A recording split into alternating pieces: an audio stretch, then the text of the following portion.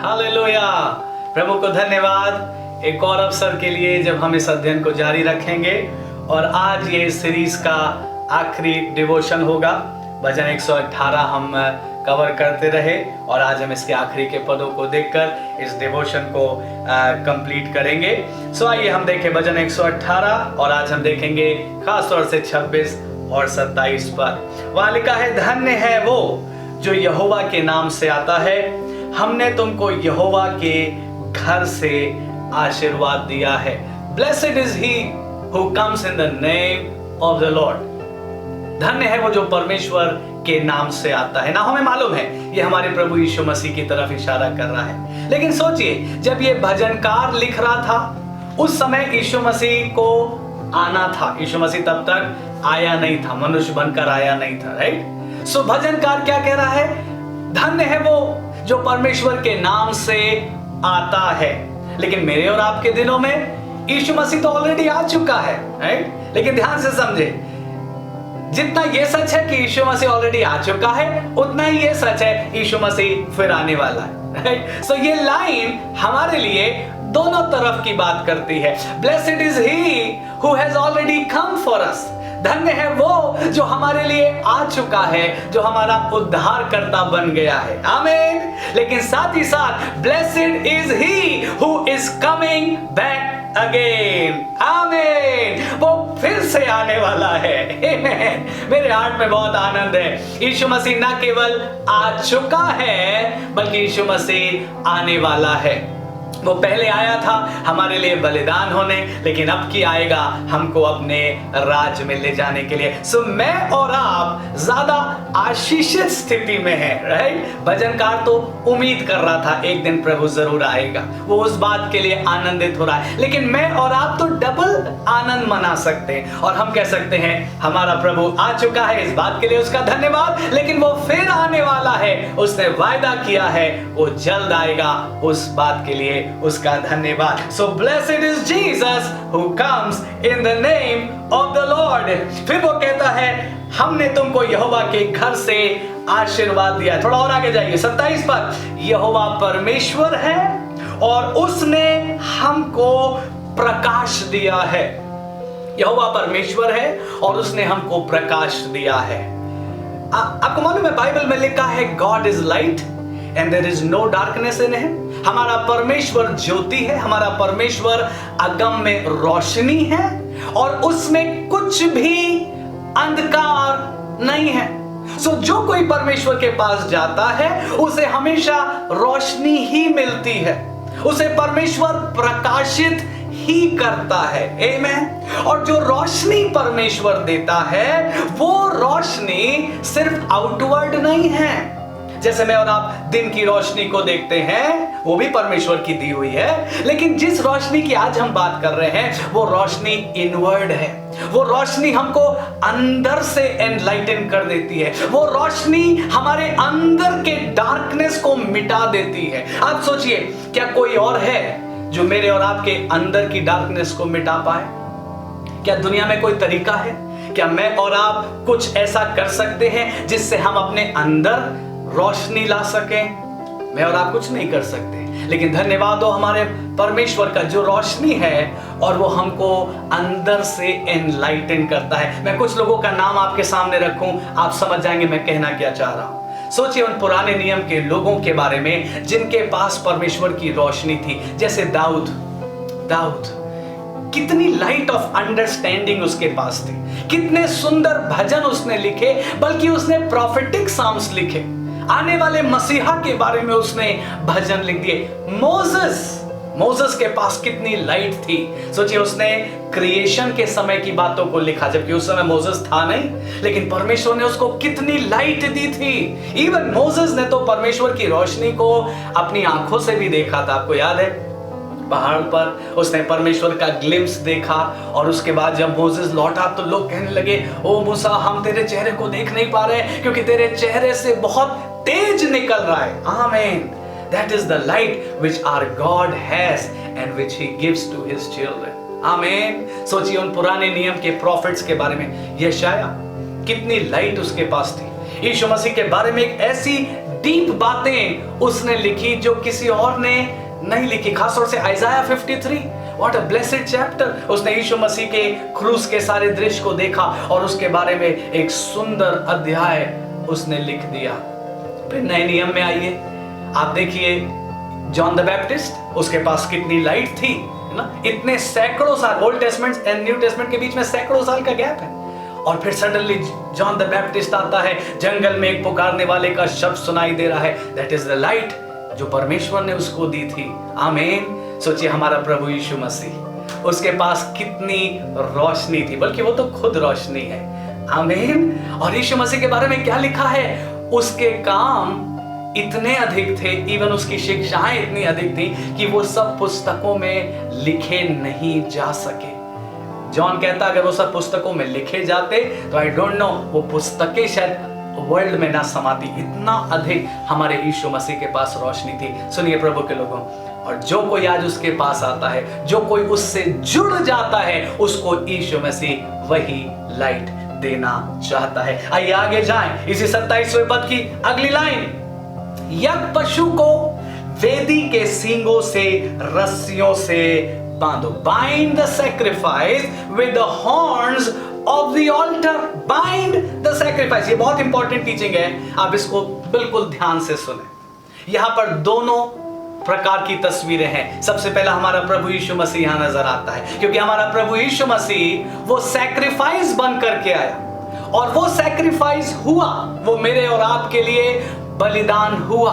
आमीन। तो सबसे पहले तो हमारे प्रभु यीशु मसीह की तस्वीर हमको यहां दिखाई देती है और उसके बाद हमारी तस्वीर भी हमको यहां दिखाई देती है ना। मैं और आप भी यीशु मसीह के साथ उसी जीवन में जोड़ दिए गए हैं। हाँ, ये सच है, मुझे और आपको यीशु मसीह के समान वो दुख उठाने या क्रूस पर मरने की तो कोई जरूरत नहीं है। लेकिन पौल लिखता है रोमियो 12 में, कहता है तुम एक जीवित बलिदान हो जाओ, you become a living sacrifice. आमीन। यीशु मसीह ने तो मर के बलिदान दिया है, बट मुझे और आपको यीशु मसीह के लिए जीकर अपने आप को ऑफर करना है, अपने आप को बलिदान चढ़ाना है। आमीन। लेकिन क्यों कह रहा है bind it, bind the sacrifice? मैं चाहता हूं इस चीज पर हम ध्यान दें। कारण यह है क्योंकि मेरा और आपका स्वभाव ऐसा है कि हम बार बार भाग जाना चाहते हैं। हम प्रभु के पास आते हैं, कुछ समय रहते हैं, उसके बाद फिर से ध्यान इधर से उधर चला जाता है, फिर से हम दूर होने लगते हैं, फिर से हम भटकने लगते हैं। इसलिए प्रभु क्या कह रहा है? कह रहा है it is better that you are bound with the altar. आमीन। You are bound with the altar. And सुनिए, altar is nothing else but the cross of Jesus. Amen. We must be bound with the cross of Jesus Christ. क्योंकि वही मेरे और आपके लिए सबसे सुरक्षित जगह है। आपने सही सुना, जब मैं और आप यीशु मसीह के क्रूस से लिपटे रहेंगे, जब मैं और आप यीशु मसीह के क्रूस के अधीन रहेंगे, क्रूस के पास रहेंगे, हमारे लिए उससे ज्यादा सेफ हेवन और कुछ नहीं है, उससे ज्यादा सुरक्षित जगह और कुछ नहीं है। आमीन। हालेलुया। So we must be bound with the altar. हमको उस वेदी से बंध के रहना है ताकि मैं और आप इधर उधर भटक ना जाएं। लेकिन एक चीज और, जब हम बात करते हैं हम बांध दिए जाएं, हम वेदी के साथ जोड़ दिए जाएं, सो कई बार ध्यान जा सकता है कि बांध देने का मतलब वो रस्सियों से हमको जकड़ दिया जाएगा, बांध दिए जाएंगे। No no no no. आप बाइबल को अगर पढ़ेंगे, खासतौर से होशे 11 अध्याय में आप पढ़िए, शायद 4था पद होना चाहिए, वहां पर परमेश्वर कह रहा है मैं तुम्हें प्रेम की डोरी से खींच लूंगा, with bands of love, with ropes of love, एक वर्जन में आया है। परमेश्वर मुझे और आपको वैसे बांध के नहीं रखता जैसे दुनिया में लोग हमको बांध के रखते हैं, या जैसे पाप ने हमको बांध के रखा था। नहीं नहीं नहीं नहीं, परमेश्वर हमको बैंड्स ऑफ लव से बांध के रखता है। हालेलुया। परमेश्वर मुझे और आपको उस सुंदर प्रेम की डोरी से अपने साथ बांध के रखना चाहता है और नहीं चाहता कि मैं और आप उससे कभी भी दूर जाएं। तो मैं फिर से कह रहा हूं, वेदी से बंध के रहना मतलब क्रूस के के साथ जुड़े रहना, मसीह के क्रूस के साथ हमेशा बने रहना। लेकिन जैसा मैंने अभी कहा था, हमारा नेचर में होता, हम बार बार भागना चाहते हैं। सो ये बहुत बड़ी प्रॉब्लम है, ये बहुत बड़ी प्रॉब्लम है। हम क्रूस के पास आते जरूर है, पूरा सरेंडर कर देते, जब उद्धार हमने पाया पूरा सरेंडर कर दिया। लेकिन सोचिए, फिर कुछ दिनों के बाद हम दूर चले गए, फिर वापस आ गए, फिर दूर चले गए, फिर वापस आ गए। To stay there we need some strength from God. बात को समझिए, वहां पर बने रहने के लिए मुझे और आपको कुछ चाहिए। और आइए मेरे साथ जरा पढ़िए 2 कुरिन्थियों और उसका 5वां अध्याय, एंड हम पढ़ेंगे verse 14 and may be 15। 2 Corinthians 5:14-15। क्योंकि मसीह का प्रेम हमें विवश कर देता है। थोड़ा यहीं रुक जाइए। द लव ऑफ क्राइस्ट कंस्ट्रेन्स अस। अगर मुझे और आपको वेदी से बंध के रहना है, what we need is the love of Christ. सुनिए सुनिए प्लीज, कोई और चीज मुझे और आपको क्रूस के पास होल्ड नहीं कर सकेगी। इवन हमारी नीड भी हमको क्रूस के पास होल्ड नहीं करती, क्योंकि जब हमारी नीड पूरी हो जाती है हम चले जाते हैं। नथिंग। बट अगर कोई चीज मुझे और आपको उस क्रूस के पास, उस वेदी से बांध के रख सकती है, it is the love of Christ. क्योंकि क्या लिखा है? द लव ऑफ क्राइस्ट कंस्ट्रेन्स अस। मसीह का प्रेम हमको विवश कर देता है, इसलिए कि हम ये समझ जाते हैं कि जब एक सबके लिए मरा तो मानो सब उसी में मर गए या बलिदान हो गए। 15 पद, और वो इस निमित्त सबके लिए मरा कि जो जीवित है, मतलब मैं और आप, वे आगे को अपने लिए ना जिए, परंतु उसके लिए जो उनके लिए मरा और फिर जी उठा। Hallelujah! That is the power that can hold us to the altar. ये है स्ट्रेंथ जो मुझे और आपको उस वेदी से बांध के रख पाएगी, जब मेरी और आपकी अंडरस्टैंडिंग खुल जाती है कि यीशु हमारे लिए मरा, यीशु ने हमारे लिए दुख उठाया, यीशु हमारे लिए गाड़ा गया और यीशु तीसरे दिन मृतकों में से जी उठा। जब हम ये समझ जाते हैं वो एक मरा और उसने हम सब की डेथ और हमारा रेजरेक्शन, हमारा जी उठना भी पूरा हो गया, तो लिखा है फिर हम आगे को अपने लिए नहीं जीते, लेकिन उसके लिए जीते हैं जो हमारे लिए मरा और फिर जी उठा।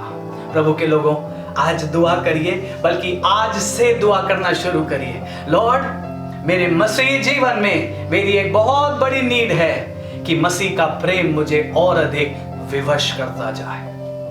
मसीह का प्रेम मुझे विवश करे, किस बात के लिए? ताकि कुछ भी हो जाए मैं उसके क्रूस को छोड़कर कहीं ना जाऊं, कुछ भी हो जाए मैं उस वेदी से बंधा रहूं। हालेलुया! मैं फिर से कह रहा हूं प्रभु के लोगों, हम कई बार पास आते और दूर चले जाते हैं, और उसका कारण यह है हमने मसीह के प्रेम को पूरी तरीके से जाना नहीं है, हमने मसीह के प्रेम को पूरी तरीके से अनुभव नहीं किया है। लेकिन जब मैं और आप मसीह के प्रेम को जान लेते हैं और अनुभव कर लेते हैं, तो हम कहीं दूर जाना नहीं चाहते, बल्कि मसीह का प्रेम हमको विवश कर देता है कि हम हमेशा उसके क्रूस के अधीन बने रहें। हालेलुया! एक और चीज हम जल्दी से देखें और फिर हम समाप्त करें। ये वेदी से बंधे रहना हमारे लिए इसलिए भी जरूरी है क्योंकि हमारी सारी भेंटें इसी वेदी पर कबूल होंगी। चाहे धन्यवाद की भेंट हो, चाहे स्तुति की भेंट हो, चाहे प्रार्थना में आप कोई भेंट लाएं, every offering will be accepted only on the alter of God.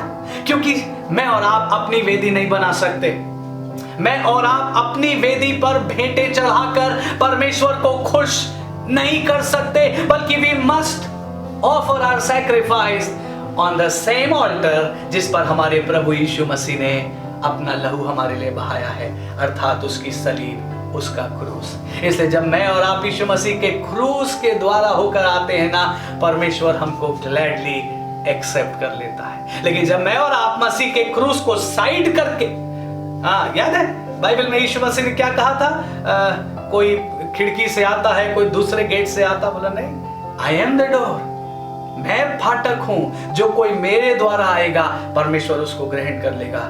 यीशु मसीह ने क्या कहा था? जो कुछ तुम मेरे नाम से पिता से मांगोगे तुम्हारे लिए हो जाएगा।